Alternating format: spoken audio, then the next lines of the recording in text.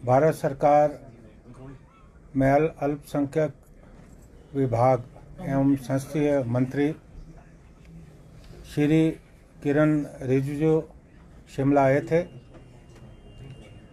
आप जानते हैं कि भारतीय जनता पार्टी पूरे देश में इमरजेंसी को लेकर पूरे देश में दुष्प्रचार कर रही है और ये साबित करने की कोशिश कर रही है कि लोकतंत्र की रक्षा केवल भारतीय जनता पार्टी कर रही है। अब मैं यहाँ एक बात कहना चाहूँगा कि किन परिस्थितियों में इमरजेंसी लगी। हम तो उस समय स्कूलों में पढ़ते थे। पूरे देश में संपूर्ण क्रांति के नाम पर यूनिवर्सिटी और कॉलेज के जो छात्र हैं उन्हें भड़काया गया। उन्हें कहा गया कि आप शिक्षा संस्थान छोड़ो, आप सड़कों पे आओ। मजदूरों को आह्वान किया गया कि आप कारखानों में काम करना बंद कर दें। यहाँ तक कि जो अर्धसैनिक बल है उन्हें भी उकसाने का प्रयास हुआ। और उन परिस्थितियों में देश को इकट्ठा रखने के लिए ज़रूरी था कि ऐसे तत्वों के खिलाफ कार्रवाई हो और देश में इमरजेंसी लगी। लेकिन जैसे ही हालात सामान्य हुए, देश में चुनावों की घोषणा हुई। अगर कांग्रेस पार्टी की या श्रीमती इंदिरा गांधी जो तत्कालीन प्रधानमंत्री देश की थी, उनकी मंशा होती तो देश में चुनाव नहीं होते। लेकिन चुनाव हुए, लोकतांत्रिक ढंग से चुनाव हुए, बैलेट पेपर पे चुनाव हुए, क्योंकि उस वक्त ईवीएम मशीनें होती नहीं थी, और जनता पार्टी की सरकार चुनकर आई। क्योंकि एक माहौल देश में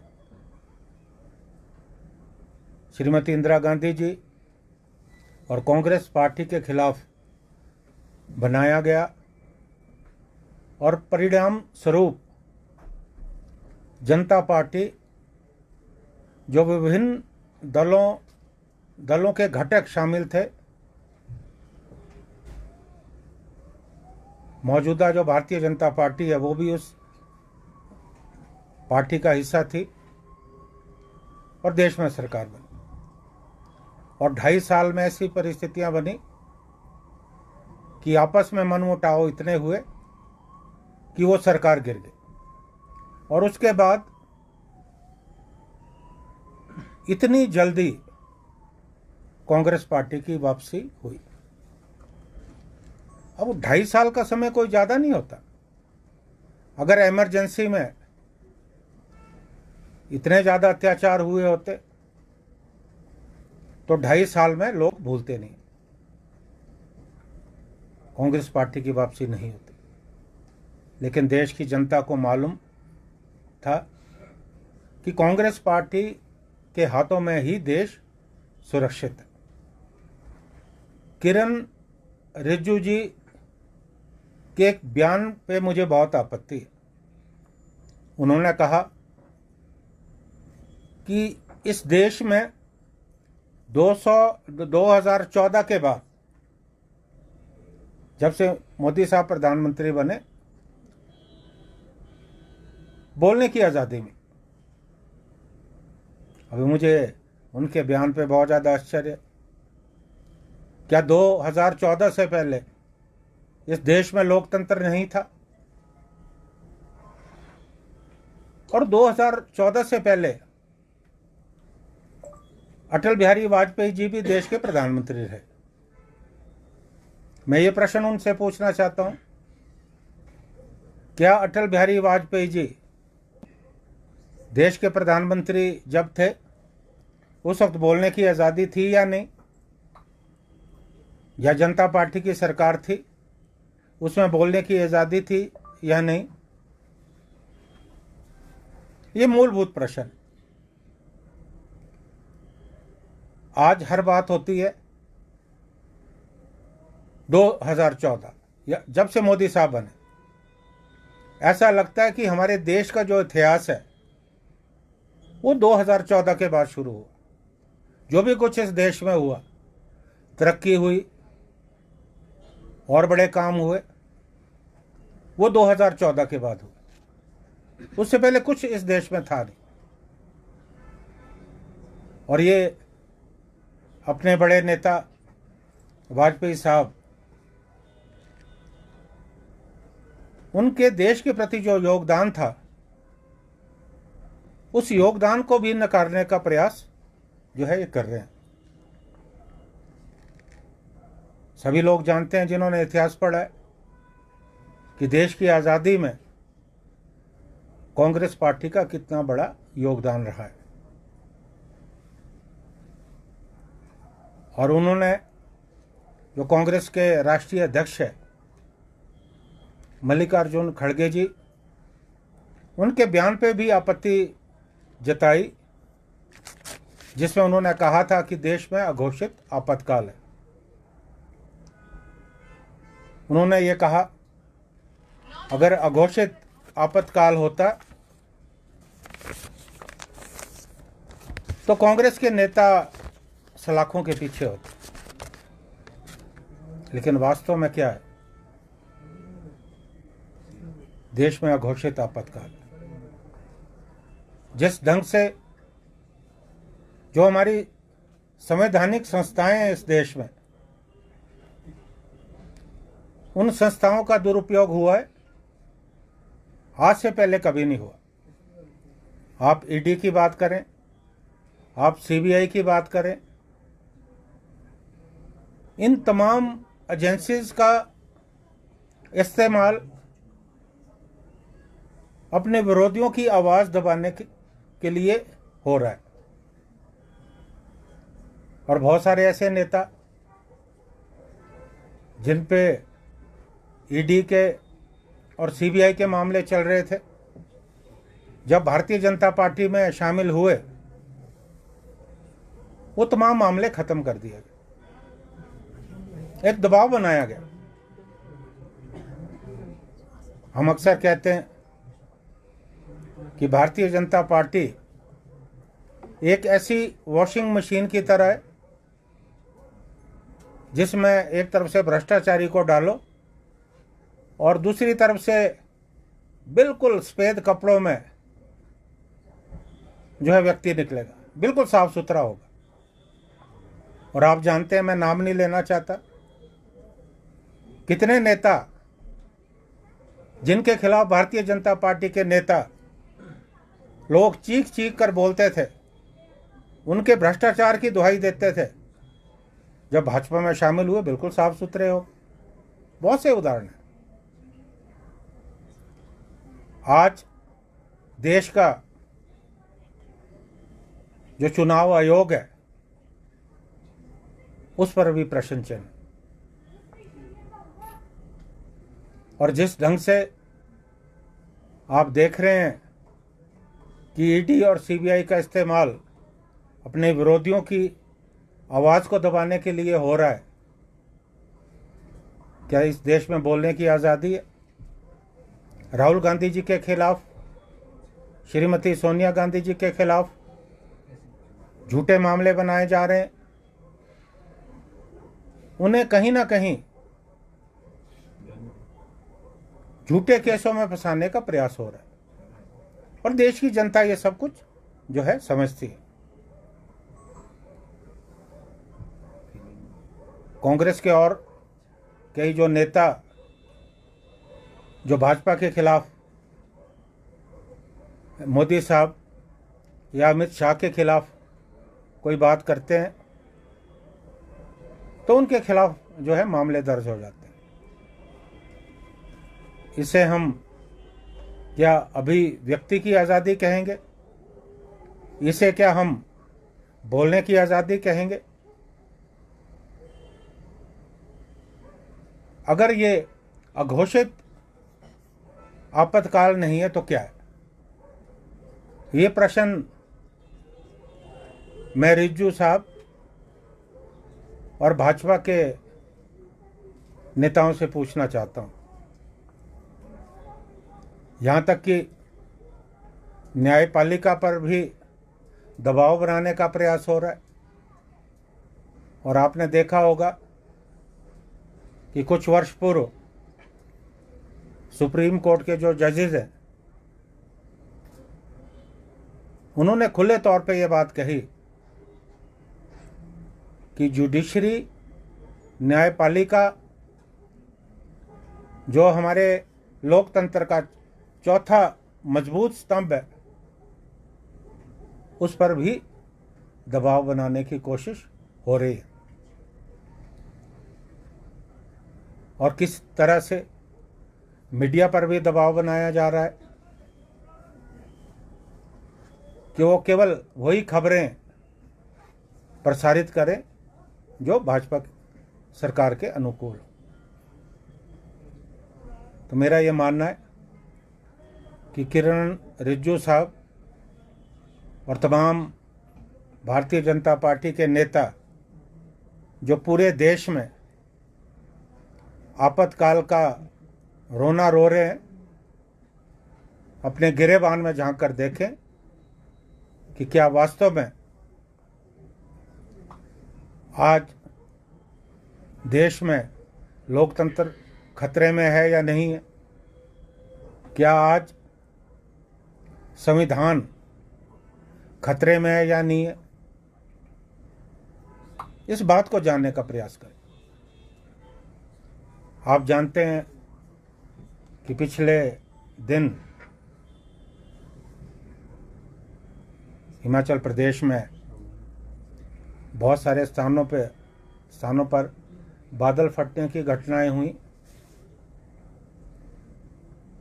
और अभी लगभग आधा दर्जन लोगों की मौत की पुष्टि हुई है। अभी भी बहुत लोग जो है लापता हैं। हालांकि सरकार ने, मुख्यमंत्री जी ने राहत और बचाव कार्य के निर्देश दिए हैं। ये हर साल ये बात हो रही है। अब तो स्थिति ये हो गई है कि हम आपदा से उबरने का प्रयास करते हैं और दूसरी आपदा जो है बिल्कुल तैयार होती है। वो स्थिति हो गई हमारे प्रदेश में। हम एक कदम आगे बढ़ते हैं, आपदा आती है और 2 कदम हम पीछे हटते हैं। वास्तव में ये बहुत चिंता का विषय है। और कल आप लोगों ने वीडियो देखा होगा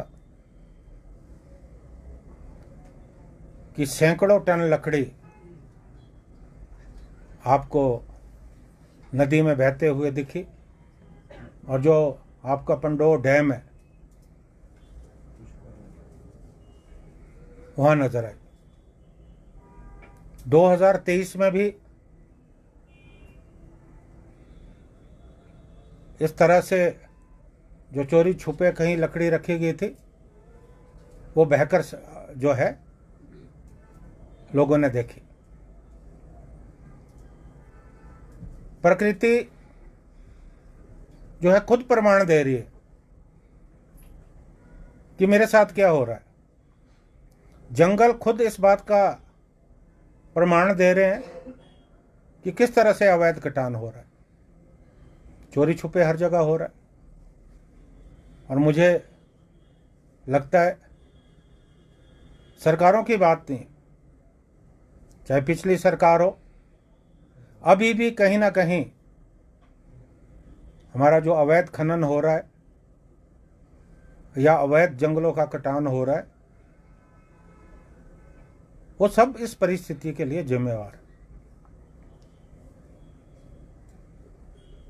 हिमाचल प्रदेश अपने सुंदर वातावरण के लिए जाना जाता है।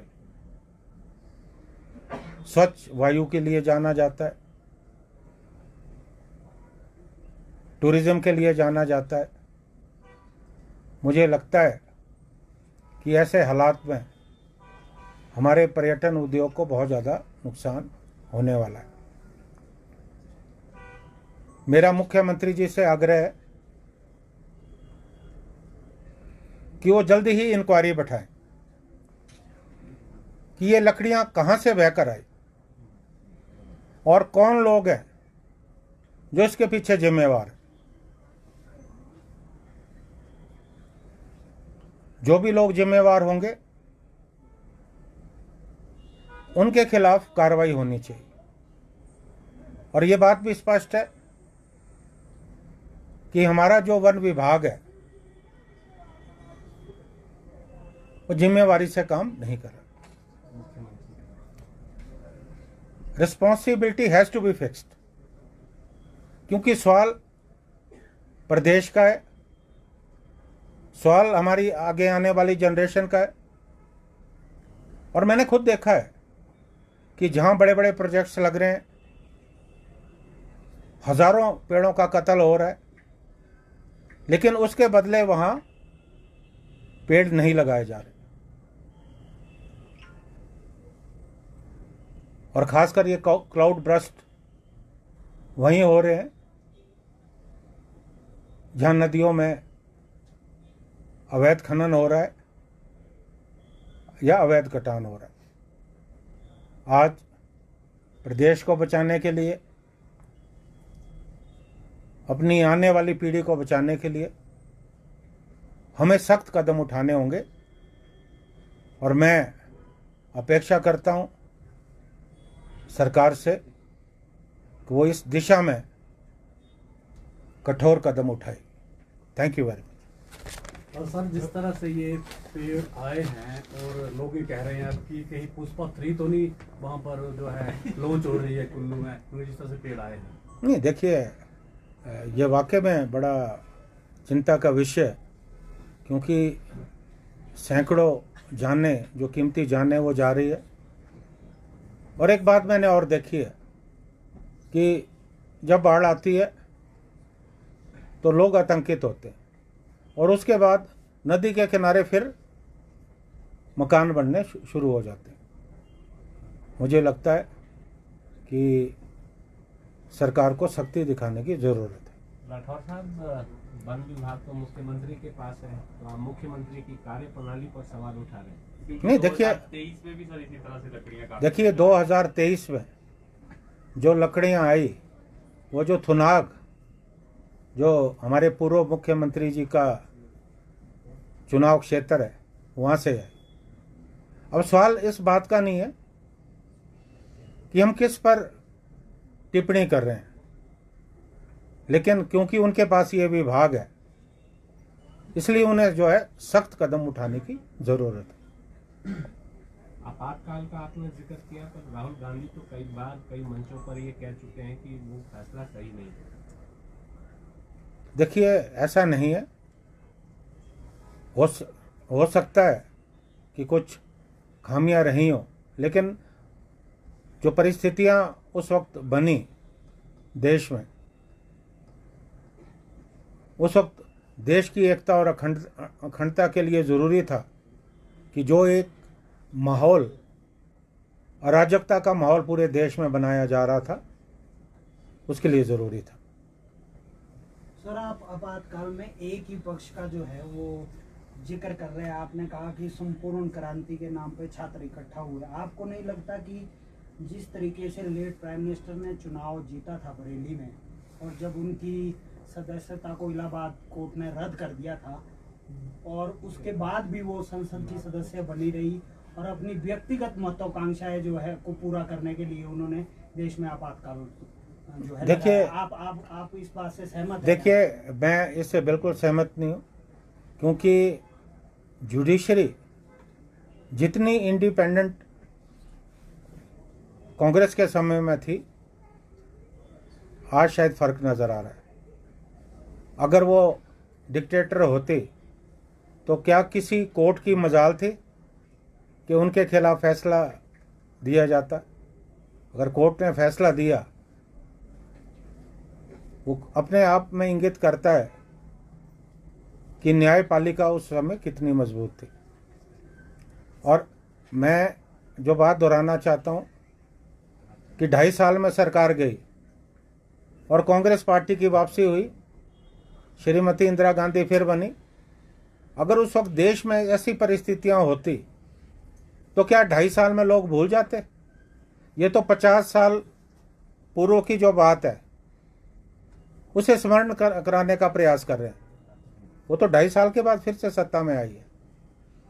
तो ऐसा मुझे लगता नहीं, और जनमत के साथ आई है।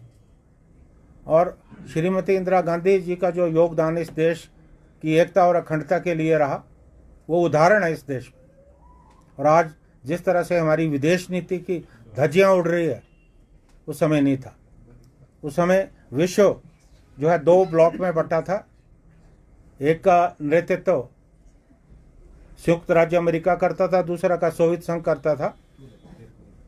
लेकिन हमने अलग हटकर जो गुट निरपेक्ष आंदोलन उस समय खड़ा किया, और श्रीमती इंदिरा गांधी ने उस गुट निरपेक्ष आंदोलन की अगुवाई की। जब वो कोई बात कहती थी विश्व मंच में, तो विश्व के जो बड़े देश है ध्यान से सुनते थे, चाहे संयुक्त राज्य अमेरिका हो या सोवियत संघ हो, उनकी आवाज़ पे दम था। और आज आप देखिए, मैं जाना नहीं चाहता, बहुत समय लगेगा, मैं इस पे बहुत लंबा बोल सकता हूँ। पाकिस्तान के 2 टुकड़े किए, नया देश अस्तित्व में आया, और एक देश, एक खून की बूंद भाई बगैर जो है भारतवर्ष में विलय, वो मैं सिक्किम की बात करना चाहता हूँ। एक मजबूत राष्ट्र उस समय था, और आज की आप परिस्थितियाँ देख रहे हैं कि किस तरह से हमारी विदेश नीति की खिल्लियाँ उड़ाई जा रही है। और जिस वक्त पाकिस्तान से हमारा संघर्ष चल रहा था, कितने राष्ट्र हमारे साथ खड़े थे। इन बातों पे कभी और विचार करेंगे। सर, यहाँ भी 2.5 साल बने हुए हो गए सरकार को, तो आप 2.5 साल का सरकार का जो कार्यकाल है कैसे देखते हैं? 10 में कितने नंबर देते हैं? देखिए, आप मुझसे ही नंबर पूछो, नंबर तो जनता देगी ना। I am also part of that government. तो मैं अपने आप को नंबर कैसे दे सकता हूँ? आप एग्जाम दे रहे हो, आप बोलो जी आप अपने को नंबर दो, फिर तो वो चीटिंग हो जाएगी।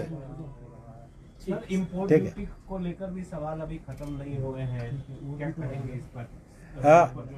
देखिए, इम्पोर्ट ड्यूटी को लेकर, क्योंकि ये बड़ा विस्तृत प्रश्न है, मैं जल्दी ही 2-3 दिनों में प्रेस कॉन्फ्रेंस करने जा रहा हूँ, और पूरे तथ्यों के साथ।